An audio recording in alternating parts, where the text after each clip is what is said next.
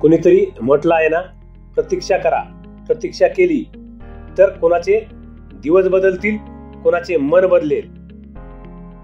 मित्रांनो, एक छोटीशी कथा आपल्याकरिता. एक शेतकरी असतो. त्याला रस्त्याने जाते वेळेस एका साधू महाराजाची भेट होते. शेतकरी साधू महाराजाला नमस्कार करतो आणि म्हणतो, मला ईश्वर प्रसन्न कसा होईल. तेव्हा साधू महाराज म्हणतात, याकरिता तुला एका नियमाचे पालन करावे लागेल. तुला दररोज मंदिरात जाऊन देवाचे दर्शन घ्यावे लागेल. त्यावेळेस तो शेतकरी म्हणतो, या नियमाचे पालन मी करू शकत नाही. साधू महाराज म्हणतात, ठीक आहे, तू मंदिराच्या बाहेरून दर्शन घे. तेव्हा शेतकरी म्हणतो, हे शक्य नाही, कारण माझे शेत ज्या रस्त्याला आहे त्या रस्त्याला एकही मंदिर नाही. त्यावेळेस साधू महाराज म्हणतात, मग तू कुठल्या नियमाचे पालन करू शकशील.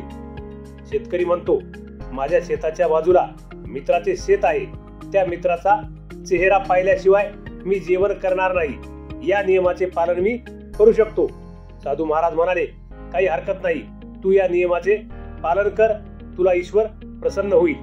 शेतकरी मनामध्ये विचार करतो, कुणाचा चेहरा पाहिल्यावर ईश्वर प्रसन्न होत असतो का.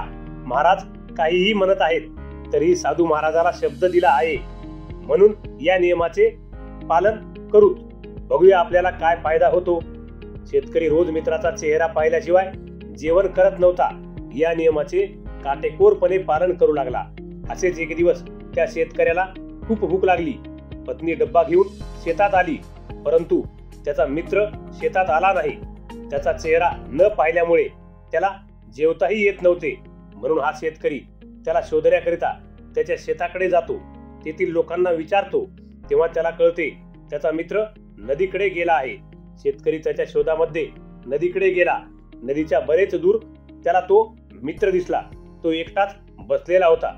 त्या मित्राला त्या ठिकाणी सोन्याच्या शिक्क्यांनी भरलेली थैली सापडलेली असते.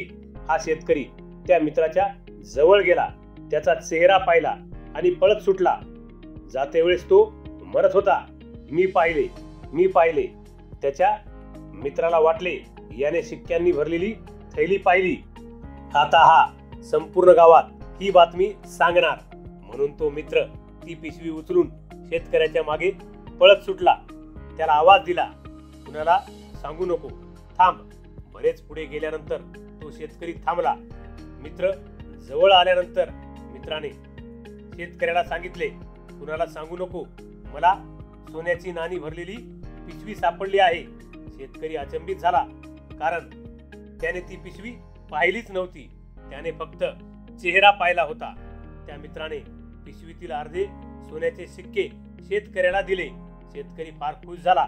त्याला वाटले, एका नियमाचे पालन केले तर आपल्याला एवढा फायदा झाला, आपले सर्व जीवन बदलून गेले.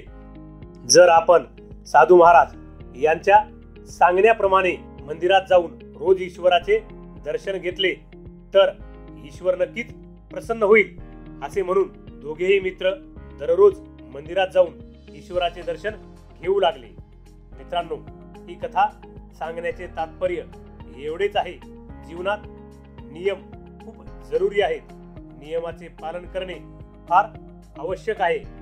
तुम्ही जीवनात चांगल्या नियमाचे सातत्याने पालन करा आणि बघा जीवनात त्याचा काय फायदा होतो.